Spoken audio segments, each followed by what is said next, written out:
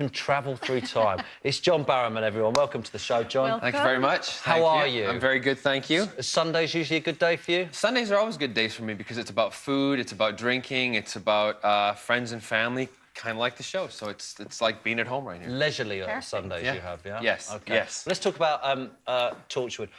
You're a Time Lord. No, no. I do that because he's pulling my leg because, no, Jack is a time agent, and I'll get grief. If I go back, I get grief from the production office saying, you're not a Time Lord, you're a time agent. Difference between Time Lord and time agent. Time Lords are... You might get promoted one of these days. No, well, I'm hoping. I'm actually hoping. Can a time agent get upgraded to a Time Lord? I'm sure you can, but I don't know if it'll happen. Maybe it'll happen in the next series of Torchwood. I doubt it. But that's what separates the Doctor. Time agent is someone who is trained by the Time Lords and the Time Agency. Time Lords are born into that. They are born a Time Lord. They have more powers, more capabilities. Did you really want to start this? I tell you what, it is confusing. Did someone have to sit you down before you took the job? And I just made that up. Oh, did you? All right. To make it sound good. All right. Time Lords have a TARDIS. They have a time... Time Lords have something to travel through time with. Time agents don't. We have to find our own. So what is your duty in life? Is it to protect humans? My duty in life is to protect the world from alien crime and alien technology. And one of the big lines that I say from the show, the 21st century is when it all changes, and you've got to be ready. Jack has come back to the 21st century to prepare Earth and the world for all the changes that are about to happen, all the alien stuff that's going to start coming into the planet. Let's see a clip, I think. Let's see a clip. Okay. No, this whole area was forest in primeval times.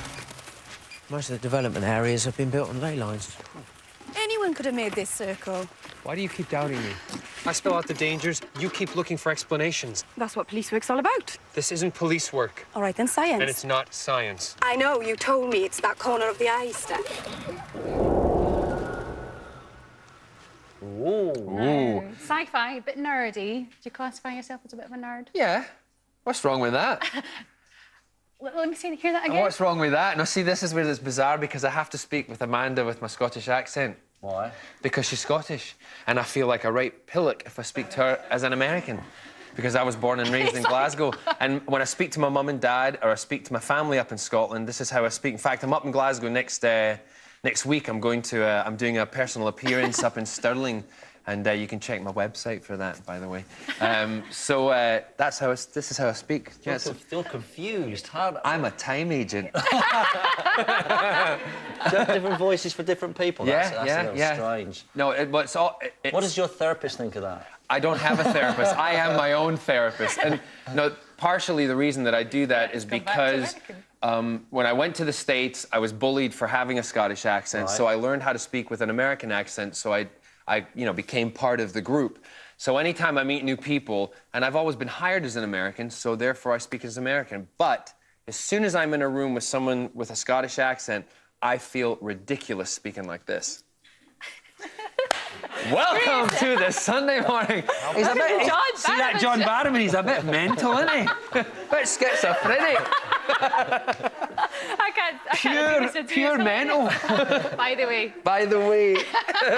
So 2.4 million people are watching this show, which is amazing for digital television. Massive. It's absolutely massive, and our audiences we're holding consistently on those kind of ratings. The only thing that's ever beat us, in a sense, that what they've said is a sporting Premiership football game, which was on a couple of years back. Right.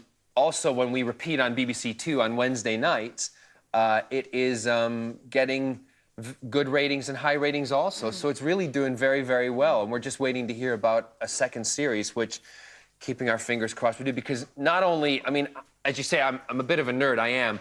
I absolutely love doing this. And I get a thrill every day when I go to the makeup room and get ready and get done up and ready to go on and become Jack.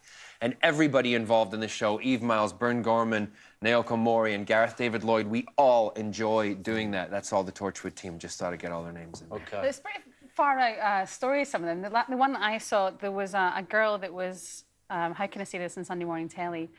People were, she was having sex and people were just exploding. Disappearing. It was. Yeah. Can I say the O word on a Sunday morning? I think give it a try. Orgasm. Yeah. No, you can't. And there'll be a. No, I can't say it. Is that what it said? I can't say it. I'm not allowed to. Hey, you might be getting recommissioned, but we're not. Well, it's not like no one's in bed at the moment having one. Do you know what I mean? On a Sunday morning. Whoa. Sorry, I apologize on behalf of the show and the BBC and myself. Yeah. And America. No, not America. And Glasgow. No, I forgot what the question was now. I've just kind of gone on a tangent. We move on because you were a judge on something about how do you solve a problem like Maria? Yeah. And was that good fun? It was excellent, and I really enjoyed. Major success, wasn't it? Major success, and the show, The Sound of Music, is a huge success at the moment because of the TV show. And Connie obviously has become a household name. Yeah, is she having fun? She's having a great time. Now, before you jump into any conclusions... All right, there's the paper where they allegedly saying she's having a little bit of a love affair with her sound man. What do you think? Well, what do I think? I saw that when the paper was slipped under my nose, I actually rang Neil, her boyfriend, who I train with, and spoke with them on behalf of Connie. And the statement from Neil is they're very much in love, and they're still very strong. They're still seeing each other. There is no issue, no problem. And I think what's happened is something has been taken out of context. And, I'm sure that my advice to both Connie and to Neil is just to let it go and let it lie. They're obviously going to try and dig up stuff. But in the West End, we all kiss each other. We do. We all kiss, and when you say goodnight, you kiss each other, and it's the lovely thing to do. Yeah. And perhaps it was just taken at a point. And when you read things and it says, a fan says. Yeah. Come on. Yeah. Okay. Do you know what I mean? Take it with a pinch of salt. All right. Okay. John, we're going to speak to you more as the show goes on. And John will be taking your questions later with Pauline McLean, Father Ted's Mrs. Even if you kind of slightly overcook it, it will never dry out because there's enough moisture around it that will always keep it beautifully moist. Aha! It's the Time Lord. Agent. Sorry. Get it right. Agent. But isn't it when you cook chicken, if you're saying you don't cook, it's still tender and moist, but how do you know if it's cooked fully through with all this stuff about chicken and, salmonella and stuff like that? That's the joy of cooking it in this way, because if you think, I'm not quite sure if it's cooked, and you say, right, I know it should take 20 minutes, if you cooked it for 30, all of the stock will stop it drying out, so you pretty much, you almost not overcook it when you cook in this way. That's good chicken. What about the mushrooms and stuff? Do you like that? Yeah.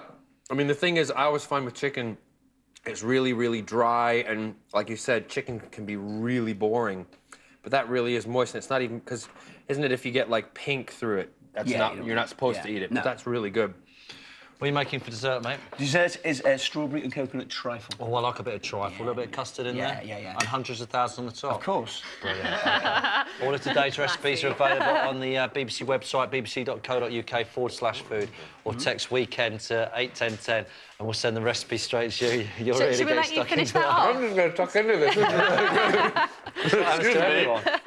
Go for it. Now, our competition up for grabs. Simon, our starter was a seafood... Well, am I not good enough? Not you were. Seafood bargees. Our main course was chicken with wild mushrooms. Look at this. What are we making now? Strawberry and coconut trifle. Now, we're going to make the custard with coconut milk. This is a really lovely version of custard. So, in here, we've got a tin of coconut milk, which is coming up to a simmer with a vanilla pod in, OK? 6 egg yolks, about 25 grams of flour and some sugar, OK? Flour, sugar into there. And if you're making any form of custard, you can easily substitute coconut milk for ordinary milk, and it works just as well. But the flavour, obviously, is coconutty, funnily enough, John. I've never seen anyone make custard for real. I think it's always been powdered. In a tin. All powdered, and then you add milk, hot milk. What we do... So, right, you beat those together. Yeah. This comes up to a simmer. Pour a little bit on, because you don't want your custard to be lumpy. And that will just break down the eggs and the flour and the sugar, so you get, like, a smooth paste, really. But how do you know when custard's ready? Well, what we do is beat the eggs, the flour and the sugar. Yeah. This up to a simmering point, just below the boil. Then we pour all of that onto there. So the eggs still haven't cooked out fully. Beat that together. And the smell of that already is just divine, isn't it? Then this goes back onto the heat.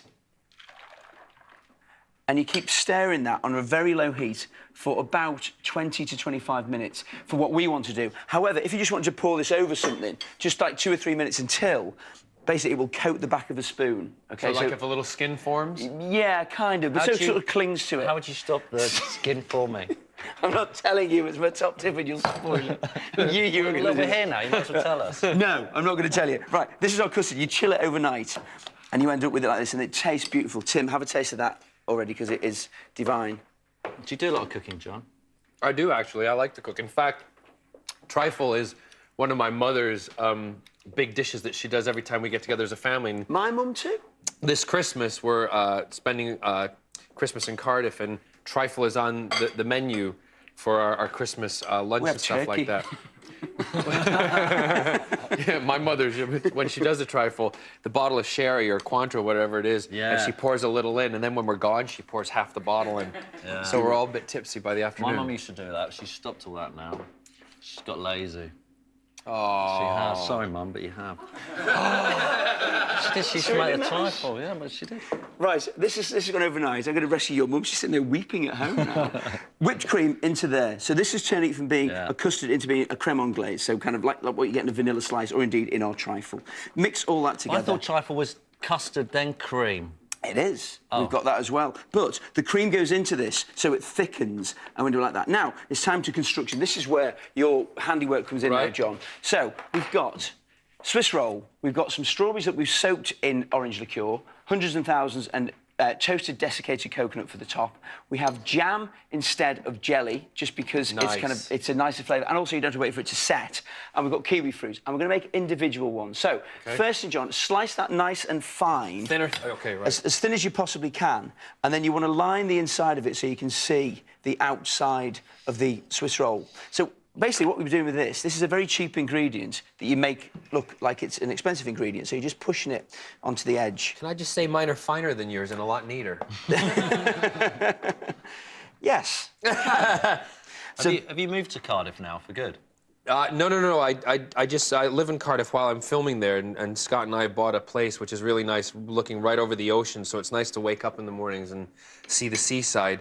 It's like being in a Peter Grimes opera out there. For those, that's a bit of culture for those of you. Right over their heads. But for those of you at home, Peter Grimes opera. Let's talk about the trifle again. Meanwhile, yeah, told you not to go off on that tangent. Now, what we do next is in the middle of that, that's fine, just kind of halfway up, put your strawberries into there, and also get a little bit of the juice. You want juice? Yeah, a bit of juice as well. Is I'm good. glad you've chosen to use, jam instead of jelly, because I just don't get jelly. Really? Jelly and trifles. I just don't get it. Really? Yeah. Yeah. So, once those go in, That went down like a ton of bricks, didn't it? then a layer of kiwi fruit, which we've just peeled and we've kind of sliced nice and finely. So we're just building up layers, and the neater your layers can be, then the nicer your end product's going to be, basically. And then you want a little scoop of jam on the top, which is our jelly layer. You're feeling a little bit left out that you're not involved in this one, No, Tim. I'm enjoying watching. Okay. Where's trifle come from then? Who invented this? Don't know. Do you? Well, I don't know. You're the chef, not me. Aren't you? Maybe I'm going to take a wild guess. Go on. Maybe trifle, and if anyone's out there can email or send in the right answer, is it something that was a bunch of leftovers that they threw together to make a What dessert? country, though? Maybe from the Victorian times in England. I'm sure it's something. It's very quintessentially English. Huh? You think it's English? I think it's English. I reckon it's American. No, Americans wouldn't do anything this classy. I think it's English. I think it's English. Now, a spoonful of that onto there. Now, you need to go so you've got enough room to put some cream as well. So look spread at the it out. flavours we've got in here. It'll probably find its own level, but you can if you want, John. See, I could just eat this whole bowl. Yeah, I mean, it's just so nice. Just dipping bananas into that and eating it straight on there would just be brilliant. Lovely. Right, now top with some more cream, then decorate with your desiccated coconut and your hundreds and thousands. And, you know, these are kind of pretty big for a single portion, but so you can kind of see it. You could do little mini ones of this, or, of course, if you want to do a great big one, then that works just as well. Do I just... Whatever you fancy on there, mate, yeah, go for it. Whatever works for you. This is the gay bit. this is the gay bit. Sprinkle the hundreds and thousands. I'm leaving mine plain. And then nuts. Look at you, you're trying to do that really macho now, aren't you? Yeah. That's mine. So, and that's it. So what we get is... Didn't work then. What's your top tip, That's mate? beautiful. The top tip for this is how to stop the skin forming on your custard. Yeah, and how do you do that? What you do, when you've made your custard, lay a piece of cling film or a piece of filoplast over the top of it, but don't completely seal it, because then it will sweat, and it means that the custard will not form a skin. It's brilliant. Skins are quite good, though, aren't they? They're Go on, taste me they're custard. not good. Yeah, just the texture's not very nice, really. Right, OK. And that's yours. Skin invaluable Yeah. in life. Did you get down to the layers, though? I have, yes. Get some of the fruit. Now, I have to say, I was a little worried about coconut and strawberry together. Yeah, we were discussing it. It works well there. See, Amanda's digging into the full-fat sweet as I ever. haven't tried it. No. It's lovely. I was being polite. Where's the big spoon? It's just brilliant. Time want the agents. custard, though. Time all agents of are today's- trifle-tastic now. So they are. That was really good. You know Very what, though? coconutty. The hundreds and thousands thing for me is not too crunchy on the teeth. All of today's recipes are available on the BBC website, bbc.co.uk/food, or text weekend to 81010, and we'll send the recipes straight to you. And all next week's recipes will be available from Thursdays, so you can hit the supermarket, buy the ingredients, and cook along at home. Next week we're cooking swordfish. Are we? I know, I guess. You are now. Yeah. Now, our favourite confidence pictures reveal how posing as a postman can make you a mint. Juice. Man juice, yeah. You look really manly there. Do I? That's good. Yes. What's it like? Try it. It's definitely got a tart about it, hasn't it? But, Dave? Oh, that's good. Don't be so mean. That's the kind of drink that it wakes you up, it bites. On a Sunday morning. On a Sunday morning. It's so brilliant. It's really biting. I said it, man. Oh, it's no fill to the top. Ladies' gin, then. Ladies' gin, yeah. People these days, obviously, because gin's a massively expanding kind of category, are flavouring them with other things other than your kind of traditional juniper. So this is infused with lychee and rose water. I sat in a That bar, sounds as you know. I sat in a bar and they tried all the gins out for me, and I sat and tasted them all, and it's just they taste dramatically different, don't they? They do. So what I've added there... What's this drink so far? What's it called? This one? It's a lychee martini. What I've done is I've just added a bit of lychee liqueur as well, 15ml to our 35ml of gin. And we're going to add just put in a dash of the lemon juice as well, and then we're going to add the lychee puree, which you can make at home. Lychee puree. Can you buy that, or do you have to make You it? can buy it in sort of specialist places, but you can make it at home just by getting tinned lychees, basically. Empty the whole tin into a blender, add a bit of lemon juice just to hold the colour and to take the kind of sweetness edge off it, and just blend it, and there you go, off you are. OK. OK, so you're going to shake all that together. I love the smell of lychees. Yeah, get it already, can't you? Perfume.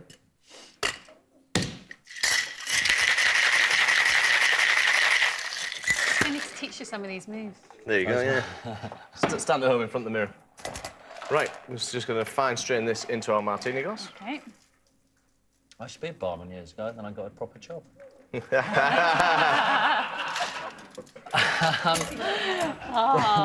Sorry, He's muttering Andy. under his breath. Sorry, mate. That's Right. that's See, that's filled why don't to the you brim. Why don't you taste see, it? you're Yeah. complaining See, now now, we're yeah? going to have to... I think that's an ugly-looking drink, though, isn't it? I don't know. I think in the right It hand. might be Depends how pretty tasty, your but hands it are. doesn't. When you put it in Oh, those that's glasses, so nice. that glass to me My would be a. favourite. That's the part. Amanda, can I just see if you did that at a bar and you were single, you'd pick up in a second. The way she just drank that drink. Yeah, it was a rather classy move, I thought. Bent over, tilted. Good. What's it like? It's yummy. And, you know, I was a bit worried about the lychee thing. That's delicious, You know, actually. but it's really, really nice. Makes sense of the gin. It really does. Makes John, what do you sense of the think? gin. How Makes sense poetic. of the gin. I don't like lychees, but that's really actually quite good. But do you know what I mean? That glass, it should be a see-through drink, like a cosmopolitan or a martini thingy. It should be more see-through, no? Do you know what I love about it? do It's, it. it's almost like a James Bond glass, isn't it? And Yeah, it's that's Bond what I- season at the moment, so hey. It is. You could do it And it was clear shaken, not stirred. without the puree in it, but you think wouldn't get the puree's same. really nice. You wouldn't get the same texture to it. OK, thanks, Andy. You can find all of those recipes on our website, bbc.co.uk/food. Now, our competition, first ever, on offer 2 red carpet tickets to the premiere of Flushed Away, which has been called the best animated movie of the year. OK, what's this? This is the retro gaming table. There's over 100 retro games in this table. It looks a bit like the things you used to have in the pub and the youth club. Perhaps when you were younger, Tim. Don't you start getting cocky? It's your first show. So you're playing Pac-Man then. What sort of games do they have? Do they have Galaxian on it? Yeah, they've got Defender, they've got Defender's Street my Fighter, favourite. they've got all the classics. The thing is, though, I like living in the future, so they've got the games from the past like this. I hated Pac-Man when I was a kid. How are you getting on with this? This John? is Miss Pac-Man, actually, I think, because she's got a rub in her head. Oh, yeah, I'm actually doing that. I'm doing well. not Did bad. you like this game? I used to play, this and there's another game, but Donkey Kong I used to get into, but Pac-Man's good. I enjoy it. This is actually quite fun. But it has decades of games. It has Street Fighter and Mortal Kombat and all those lot as well, which is good. Games, but also it's got a fully working Windows XP PC in there. So you've got Wi-Fi, you can have your MP3s on there. If you want to, you can do spreadsheets on this. You could do your computer on here with a keyboard. Yep. Yeah, it's got wireless keyboard, so you can do whatever you want to do. You get a separate keyboard with it, so... Yeah. How much is it? And it's dead fashionable. So How much is this? How much is it's it? £2,200. Jamie Oliver's got one, Jonathan Ross has got one. Yeah, but they got loads of money, haven't Yeah. they? Well, I think That's a lot, it's really isn't it? good, so the company can... No, Mates rates, I've already tried that. I know we've done. Miserable git won't give me any. All right, what's the last one? This is a bit of a mouthful, this one. It's the ultra-trendy, eco-friendly rocket science boom boarder. Come on then, come over. But it's now, is this, it does all the work for you? Yeah. What's Yeah, the it point does. of that? Yeah. It's an electric skateboard. I will say, I had a go on it when it was working earlier, and I rode it from You one end broke of the it. studio down to the other end, and it was absolute brilliant fun. It's really fast. It was really, it's But it's really got fast. quite a long, large got turning a long circle. turning radius. All right, get on it and go. There's only one- Okay, one it's wheel's very, very connected. heavy, and you can generally only go forwards. But you can There's go remote forwards. control in his hand.